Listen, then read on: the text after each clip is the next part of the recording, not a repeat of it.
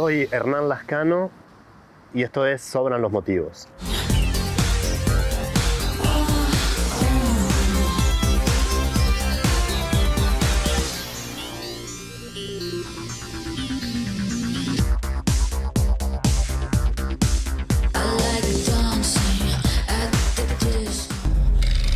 ...40 años de debates, 40 años en defensa de la ciudad, 40 años construyendo consensos, 40 años siendo y construyendo democracia. Somos tu voz, somos el Consejo Municipal de Rosario. Hola Hernán, ¿cómo estás? ¿Qué tal, Caro? ¿Cómo te va? Hace mucho que te queríamos tener en los sillones rojos. Y hace mucho que yo quería que me invitaras al parque, así que gracias. Alcoyana, para nuestra edad. ¿Qué te llevó, primero hablemos de lo personal, a vivir en la ciudad de Rosario? Mis viejos. Yo soy de Buenos Aires, del barrio de La Boca. Siendo hincha de River. Sí, viste, esas cosas pasan. Bueno, River nació en La Boca también, sí, eso es algo que sabemos, sí. Pero no fue por eso. Mi viejo, que no era de La Boca, es de Flores, se fue a vivir ahí a Parque Lezama, a 10 cuadras de la cancha de Boca, y era de River. Entonces yo lo seguía a él. Mi vieja es bostera y mi hermano es de Boca como ella. ¿Partida de la familia? Ah, sí, en dos, sí, dos por lado. Bueno, y cuando tenía 16 años, mi viejo, que era bancario, lo trasladaron a Rosario para hacerse cargo de una función en el banco donde trabajaba. Y ahí vine yo. Fue una herida que todavía está abierta. Pero ¿Por qué? ¿Por qué? Porque fue muy duro el desarraigo, aunque suene, digamos, poco, 300 kilómetros. Era un momento, era el 83, era un momento muy hermoso, de mucha esperanza, con el reverdecer democrático. Mucha ebullición adolescente. Exactamente, yo tenía toda una vida donde estaba empezando a moverme en circuitos de la cultura, claro, iba a la cancha, digamos, y la ciudad estaba como una manzana para comérsela toda, y justo en ese momento me vine, y entonces, bueno, fue una sacudida. Pero también me pasó que por algo estoy acá, digamos. Por algo todavía seguís acá viviendo. Me arraigué acá. Y mis viejos se volvieron a los 4 años y yo me fui quedando, primero con la idea, estaba en la facultad, pero en la facultad empecé a militar a nivel estudiantil. ¿Qué estudiabas? Comunicación social. Bien. ¿Recibido? Sí, me recibí. Tenía un grupo de amigos que son, digamos, amigos muy fuertes, que hoy son amigos de la profesión, que en aquel momento habían sido compañeros míos del ingreso de la facultad, algunos de los cuales hoy trabajan conmigo en el diario y a otros los tengo, digamos, satelitando alrededor mío, yo alrededor de ellos. Bueno, y esa fue la razón por la que me vine y por la que me quedé. Estudiabas comunicación, sabías que querías ser, que ibas a ser periodista y dentro de eso que te ibas a dedicar tanto al periodismo de investigación y dentro de eso tanto a lo policial. Yo no sabía nada. Solo sé que no sé nada. A mí me gustaba mucho el deporte y quería, cuando tenía 12 o 13 años, trabajar en la revista El Gráfico o Goles. Eso era el año 1980. Y me gustaba mucho, digamos, ¿por qué me gustaba el gráfico? Porque me gustaba el deporte, pero sobre todo porque el gráfico tenía una impronta narrativa muy fuerte, tenía redactores que digamos, cultivaban el preciosismo y eran muy buenos desde el punto de vista de la capacidad de redacción. Y me gustaba mucho eso, ver no solamente quién había ganado en una carrera de autos o quién había sido el mejor. No solo estadística, sino el análisis claro, y el deporte como arte, ¿no? Sí, como exactamente. espectáculo. Y qué pasó y cómo están definidas las emociones en la narración, por ejemplo.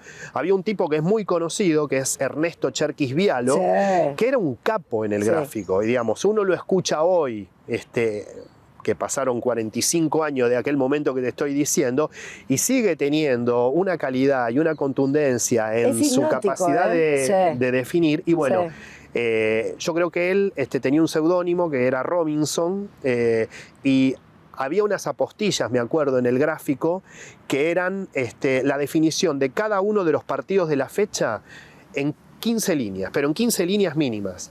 Y eran unas síntesis magistrales, perfectas, digamos. Era literatura eso, pero sin exagerar. Pero ¿por qué no te dedicaste a eso? Tenemos un tapado acá. ¿Qué sé yo? En una de esas lo haga en el futuro. Claro, Todavía yo creo que me queda un Sí, cartel. un montón te falta, pero bueno, es un pendiente. La realidad es que es un pendiente. ¿Cuánto disfrutaste la era Gallardo? Mucho. La Muchísimo, más, sí. La más, Pero, a ver, pero bueno, de hecho la más ganadora, pero más allá de eso, ¿la más luminosa? Bueno, una de las más. Yo te digo, justamente, yo tengo 55 y empecé a ir a la cancha de River en el 75, que fue cuando, en el 73. Y en el 70, River en ese momento cargaba con un oprobio que era los 18 años sin salir campeón, y en el 75 River sale campeón con el ingreso como director técnico de Ángel Labruna. Y desde el 75 al 81, River salió campeón 6 veces, en los torneos largos, ¿no? Wow. Yo recuerdo esa como una época hermosa, gloriosa, dorada. Claro, eso. Pero por supuesto, a Gallardo le estoy súper agradecido. Háblame de tus inicios, de Página 12, de tus experiencias previas a lo que hoy ya cumple 30 años, que es laburar en el Decano de la Prensa Argentina. Qué cosa, ¿no? Me siento un viejo. No. Bueno, mira, yo creo que, bueno, esa época de la que hablaba, que es cuando yo vine a vivir a Rosario, era una época de mucho fervor digamos, en la prensa, digamos, en todo lo que era el periodismo básicamente político, pero no solamente político. Había publicaciones muy buenas, periodistas muy buenos, estaba la revista Humor, antes había estado Satiricón, acá mismo en Rosario la revista Risario era súper interesante, y yo lo que recuerdo es que, bueno, después empezó, cuando yo entré a la facultad, Página 12, que fue algo que recombinó y reformuló todas las formas de enunciación periodística, haciendo las cosas mucho más sueltas y al mismo tiempo con una impronta literaria que no era nada impostada, que era muy espontánea, en un momento muy interesante, con grandes periodistas como por ejemplo uno que me marcó, que es Miguel Briante, que era un periodista que tenía mucho sentido del humor, mucha hondura de mirada y que cruzaba el análisis político con un campo del cual él venía, que era el análisis de artes plásticas, y era muy bueno en eso, ¿no? Entonces, nada, yo quería parecerme a él como a otros tantos, ¿no? Y bueno, y me gustaba mucho Página 12, me gustaban también otros diarios, ¿no? Con sus análisis, con sus muy buenos periodistas, pero Página 12 tenía 3 o 4 analistas que me parecían geniales, como Gregorio Seltzer, como José María Pasquini Durán, y yo tenía estaba en la facultad, me gustaba mucho la cuestión de la investigación en comunicación, y un día me acuerdo que vi algo por televisión española que era, no sé si recuerdan, la revolución de China en la plaza de Tiananmen, que fue una revolución cultural en el año 89 que fue sofocada por el régimen chino.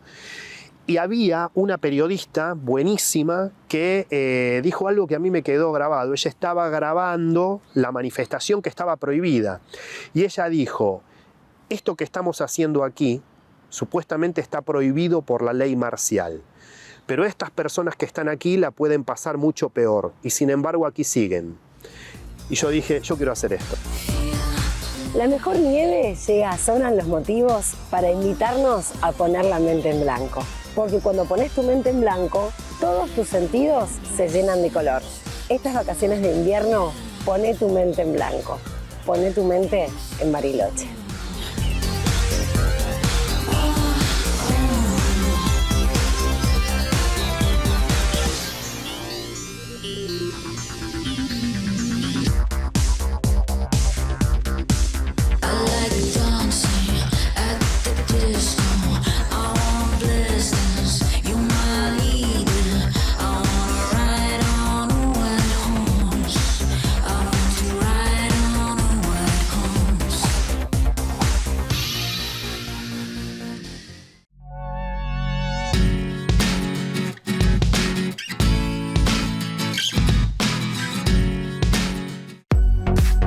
Dimos vuelta el Hospital Español.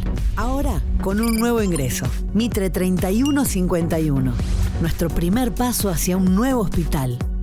Con el respaldo de la red AMR.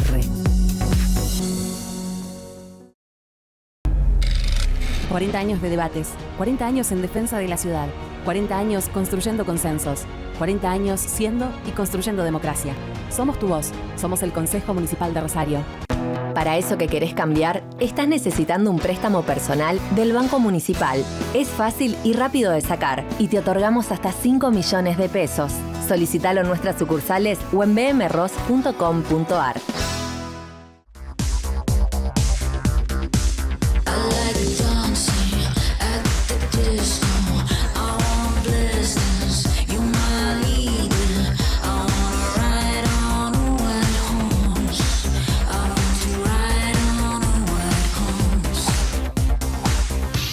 Te hago un paralelismo. Cuando entraste en la capital, estaba, tal vez sin saberlo, seguramente sin saberlo, pergeñándose el germen de lo que después empezó a crecer, y que dio una denominación que hoy todos conocemos, no solamente Rosario, sino el país, y fuera del país también, que es la Banda de los Monos.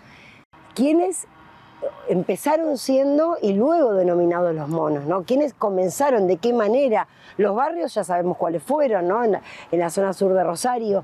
¿Por qué era hablando de fértil, por qué era un terreno fértil Rosario y esos barrios? Bueno, yo no sé si era un terreno fértil. En el momento en que empieza a afianzarse lo que luego se conoció como la Banda de los Monos, la familia Cantero, lo que tenían estos grupos era algo que no tenía que ver con básicamente el negocio que después los hizo poderosos, los hizo violentos y los hizo acumular una gran cantidad de dinero, que fue el comercio urbano de drogas. Ellos construyeron autoridad y construyeron poder dedicándose básicamente al cobro de peaje por movimientos en esa zona, a los pequeños robos y al control de todo tipo de delitos precarios y groseros, pero a partir de una fuerte autoridad que la daba el hecho de poder demostrar ser violentos. Con eso, con digamos, armamento, o sea, sí, ellos tenían armamento, en ese momento no era tan usual tener armamento. tenían armas, las usaban, y había una circunstancia en Rosario que no se veía tanto, que es que toda la cantidad de hechos que ellos eran capaces de producir eran altamente impunes. Entonces, porque basados en qué, ¿cuál era la plataforma para que ellos sean impunes? Porque había una muy disvaliosa forma de investigar penalmente de la justicia penal de la provincia, que investigaba delitos violentos. En ese momento empezaba a haber cuestiones de micromenudeo de drogas que generaba disputas, y claramente sectores de la familia Cantero se imponían en esas disputas por su mayor capacidad de fuego. ¿De dónde conseguían ellos la droga? Bueno, ¿La empezaron a fabricar? Porque no la empezaron a fabricar. Hay dos situaciones diferentes, porque esto fue otro momento. La primera vez que detienen al viejo Cantero con droga fue en el año 99, con un cargamento que era de marihuana, que venía de Corrientes. Entonces ellos tienen relaciones básicamente afuera, pero luego hay una situación que excede a los Cantero, que empieza a manifestarse en Rosario en el año 2007-2008, que es con un fenómeno nuevo, que es la instalación en Rosario de pequeños laboratorios o cocinas de cocaína que empiezan a procesar la pasta base que viene básicamente de la frontera, pero que hace que esa cocaína se elabore y de una manera muy torrencial, digamos así, en la ciudad. Y se mejora además la calidad, supongo, se diversifica, había de distintas calidades. Se mejora la calidad, pero también se estira. Pero lo que se produce con este fenómeno es, siempre lo contamos, básicamente dos consecuencias, que es, por un lado, que se abarata enormemente la cantidad por la mayor cantidad disponible, y que la disponibilidad de droga es muchísimo más grande. Eso genera un fenómeno impresionante de la mano del consumo, que se trasluce en la instalación de búnkeres y en el despliegue prácticamente en todo el relieve urbano de esto.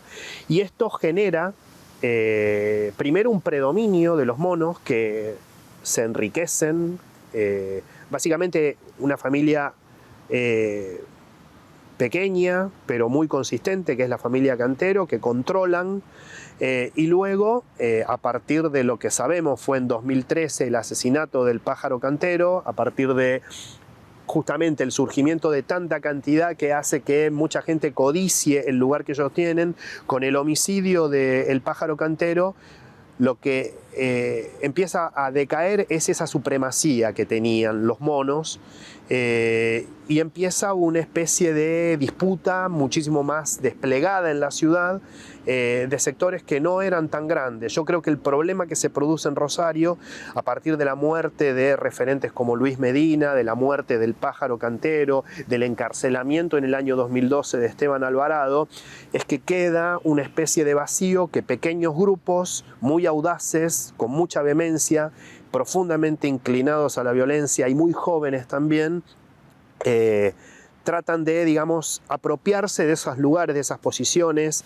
de ser una especie de vanguardia, y nadie puede disciplinar al otro. Entonces, en eso digamos... Es lo que estás ahora describiendo muy bien, es la nueva estructura. Esa es una situación que se pasa está dando hoy, en los últimos años, claro. que se dio en los últimos años, donde lo que parece es que básicamente, digamos, bueno, lo que estamos viendo es que en este tipo de economías delictivas de la droga, del mercado urbano de droga, cuando no hay una fuerte referencia de autoridad que discipline al resto, la violencia es la forma en la que el mercado se ordena. Esto es lo que, digamos, lamentablemente a la política y a las instituciones les ha costado controlar. Claro, ahí iba la pregunta justamente. En todo esto que vos estás hablando, pasan años, porque lo que vos mencionamos al inicio es principios del 90. Pasó todo el 90, pasó todo el 2000, 2010. Es una locura lo que ha crecido. ¿Por qué los distintos componentes en donde está la justicia, en donde está la política o los políticos que dirigen los distintos estamentos, municipal, provincial y nacional? Una vez más lo decimos, ¿no? El delito federal es el narcotráfico, con lo cual debería ser atendido principalmente por la nación, pero digo, las tres esferas, ¿qué pasa? Miran para otro lado, porque está la política, está la justicia, y ahora se agrega en los últimos años, no tan últimos años, tal vez un poco más, el sistema carcelario, desde donde los Canteros, los Alvarado dirigen los destinos. Yo creo que frente a esta cuestión que ha sido tan dinámica, la de la violencia y la de la formidable capacidad de generar excedente económico que ha tenido esta economía criminal, que ha sido el mercado de drogas urbanas, la política en general, las instituciones de la política, no solamente la política de los partidos que digamos, controlan la legislatura o el poder ejecutivo, han ido atrás y han quedado como desconcertados frente a la velocidad y el dinamismo del fenómeno. Creo que podríamos dar muchos ejemplos, pero que un problema común ha sido que la política no ha tenido norte frente a esto y no ha tenido capacidad de generar pericia, experiencia, idoneidad para afrontar un fenómeno que la tomó absolutamente por sorpresa. Tampoco quiero ser injusto, también ha habido situaciones donde se han intentado hacer cosas, pero el problema ha sido que ha habido una muy mala articulación, y básicamente, digamos, la política ha estado distraída en disputas absolutamente estériles que a la ciudad le han costado muy caro, y todavía creo que no acierta a hacer una formulación de un plan duradero, a largo plazo, y con un piso de acuerdos elementales para justamente ser capaces de diagnosticar de qué se trata el fenómeno y enfrentarlo. Hernán, es muy loco pensar que vos, que sos un periodista especializado y estás muy cerca de todo este entramado, porque lo has investigado, estás muy cerca de los políticos, que haces muy buena lectura de lo que ha sucedido durante tantos años. Digo, pensar que tendrían que haber sido capacitados en Colombia, en México, países, sobre todo el primero que te menciono, en donde durante décadas también se instaló tal vez con otras características, pero muy fuertemente el narcotráfico, ¿no tendrían que haber sido capacitados o llegar acá a capacitar? Bueno, yo creo que, digamos, lo que nos impuso esta situación es un tajo narcisista, ¿no? Que es importante aprender de esto, de que no podemos solos, de que no hemos podido hasta ahora solos. Entonces, recoger y contrastar otras experiencias y hacerlo de manera sistemática puede ayudarnos primero a trazar un diagnóstico, porque no se puede resolver una situación en base a desconocer las variables que mueven el fenómeno. Y nosotros hemos tenido dificultades, conocemos algunas cosas, hay mucha información. Por ejemplo, en los centros de salud, en los espacios comunitarios, en las escuelas, en los barrios en general, en los actores estatales que trabajan en los barrios, hay conocimiento de cuáles son las lógicas, las dinámicas y los actores que mueven el fenómeno delictivo, ¿no? Y que producen situaciones de violencia. Eso por supuesto que se puede conocer y que se puede recoger, se puede sistematizar y se puede diagnosticar. No se está haciendo de la manera que podría hacerse, ¿no? ¿Cuántos muertos más se tiene que llevar esta ciudad? ¿Más de 2.000? ¿Cuántos hay? Bueno, asesinatos estamos hablando, sí, ¿no? Y bueno, son más de 2.000 si consideramos el momento en que se produce el estallido de la tasa de homicidios en el año 2013, cuando llegamos a 271 homicidios en el departamento Rosario. Y nos seguimos superando. ¿No? ¿Y hasta dónde va a extenderse? ¿Hasta dónde va a llegar estas ramificaciones que aquí cerca se llevaron a una persona inéditamente hasta ahora? O sea, como que se va superando, ¿no? El entramado, se llevan a una persona, la levantan en la calle, una persona que no tenía nada que ver ni con el fútbol, ni con ninguna de las bandas que hoy lideran el narcotráfico en Rosario, y la dejan con varios disparos en la puerta del Coloso. Sí, yo creo que justamente la situación estremecedora es que, bueno, nosotros terminamos de escribir el libro en el año 2017, habían pasado hechos muy terribles que no habíamos conocido. Por ejemplo, los padres de los 3 acusados de matar al pájaro cantero aparecieron asesinados, ¿no? No habían pasado cosas de semejante carácter simbólico.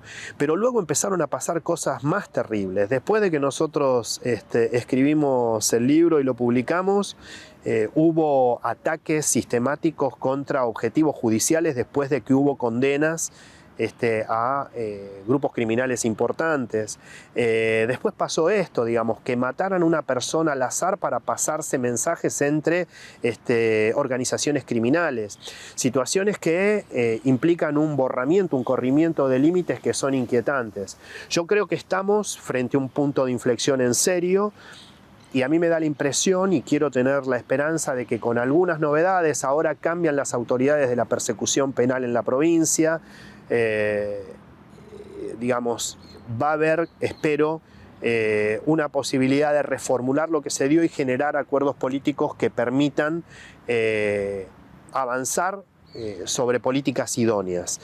Por supuesto, ¿en base a qué lo sé? No lo sé, pero sí hay una manifestación. No tenés certeza, pero sí por ahí hay algunas piezas que se están moviendo importantes. Yo lo que advierto conversando con dirigentes políticos de distintos partidos es que hay una preocupación por haber llegado a un límite, y hay una preocupación... ¿El límite fue Messi?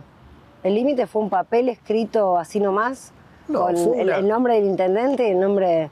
¿Del hombre más importante del fútbol mundial, recientemente campeón del mundo? Yo creo que el fenómeno de Messi lo que ha hecho es exponer una impotencia en la respuesta del Estado sobre un fenómeno que produce tremenda conmoción, ¿no? El hecho de Messi en cuanto a situación en sí, y contrastado con todos los hechos violentos que hubo en Rosario, es minúsculo, pero sin embargo ha sido de un impacto mundial que ha colocado no solamente a Rosario en los principales portales del mundo, sino también a la incapacidad de la política de dar respuesta a estas situaciones que son permanentemente objeto de reiteración.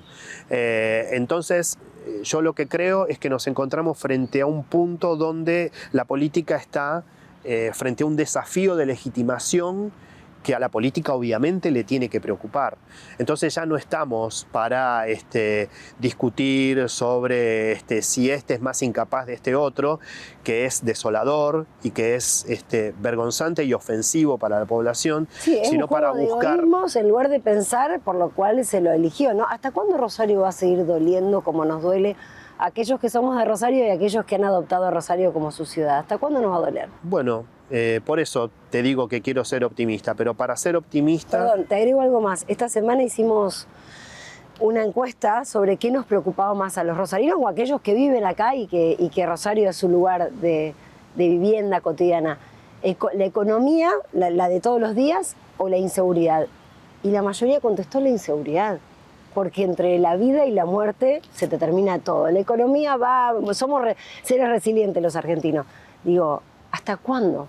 Sí, pero además porque justamente, digamos, no hay nada más importante que la idea de poder desplazarse tranquilamente. Exacto. Y la idea de que no solamente uno, sino de que el otro esté, digamos, bajo igual posibilidad de cuidado.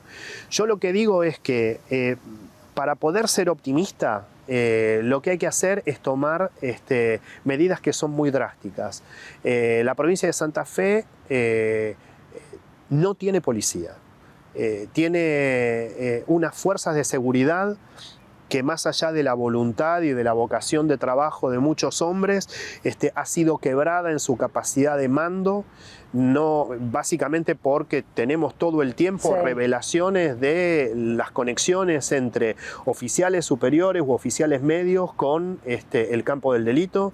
Hace 2 semanas detuvieron a 2 brigadistas de la Fiscalía de Homicidio, que eran policías que le pasaban información a importantes actores de la barra brava de Newell's, involucrados en asesinatos, ¿no? Y esto no es una novedad, han pasado muchísimas cosas muy graves. Bueno, hay que refundar la policía. Hay que refundar la policía, lo que implica, digamos, en una cosa que no pasa de un día para el otro. Hay que hacer, digamos, planes que son estrictos, que pasan por capacitaciones que no pueden durar 6 meses, que pasan por remunerar como se debe un trabajo de tanta importancia y de tanta exposición, de exposición física y mental. Tal cual. Y también, inteligencia interna, por todo esto, por esta connivencia. Sí. De los mandos medios y altos, porque recordemos que también hubo altos, ¿no? Sí, y también es muy importante que Rosario se atreva a posar los ojos sobre el abismo que se abre abajo de nuestros pies, como diría Julian Barnes, un escritor inglés, ¿no? Porque, por ejemplo, la Cámara Penal de Rosario acaba de convalidar la sentencia contra Esteban Alvarado. Son 1.300 páginas. Yo sugiero que los que tengan mucha gana lean por lo menos las últimas páginas, porque ahí está el tratado de todo lo que pasó en Rosario, las connivencias y las situaciones de opacidades entre el campo del delito y el campo de la política con representación, las omisiones en la justicia provincial y en la justicia federal que permitieron que una persona como Esteban Alvarado hiciera toda una carrera en el delito asociada con la policía o asociado sin ser molestado hasta ser descubierto por un fiscal que en la provincia de Buenos Aires lo investigaba por otros motivos, ¿no? Entonces es muy interesante ver en esto cómo Rosario, que está permanentemente pidiendo respuestas, las tiene en un reciente juicio que acaba de ser convalidado por una instancia superior de la justicia de Rosario. Bueno, tenemos que verlo y tenemos que interpelar con eso, con esas cosas que además están publicadas, a los factores de poder para que expliquen y nos digan, digamos, cómo salimos adelante. Yo creo que de esa respuesta pueden venir buenas cosas. Más vale tarde que nunca, ¿no? Y los rosarinos queremos esa esperanza. Gracias. ¿Se viene una segunda con Alvarado ahora? No sé si con Alvarado. Es una enciclopedia para Alvarado. Uy, Alvarado sí, podría ser la enciclopedia británica. Estamos trabajando con mi colega, con Germán de los Santos, en un libro nuevo. Estamos recién arrancando. ¿Pero también de los monos? No es de los monos, sino de situaciones que tienen que ver con cómo transformó y cómo afligió y sacudió la violencia de los últimos 15 años a Rosario y cómo eso se conectó con el campo de las empresas legales y con el mundo de la política. Así que vamos a ver qué sale. ¿Viste? Vos querías dedicarte a la política, te querías dedicar al deporte. Bueno, Newell lo nombraste, está ahí metido, lamentablemente por otras cosas. Queda pendiente entonces verte escribir ahora, en la actualidad o para lo que viene, del fútbol que tanto te gusta, del deporte. Y tendremos un segundo capítulo entonces cuando salga el próximo libro. Vamos a ver, esperemos. Hernán, te agradecemos mucho, te felicitamos y realmente te admiramos un montón por tu laburo. Bueno, muchas gracias, muchísimas gracias. Me siento muy contento de la invitación al parque. Saludos a la familia. Muchas gracias.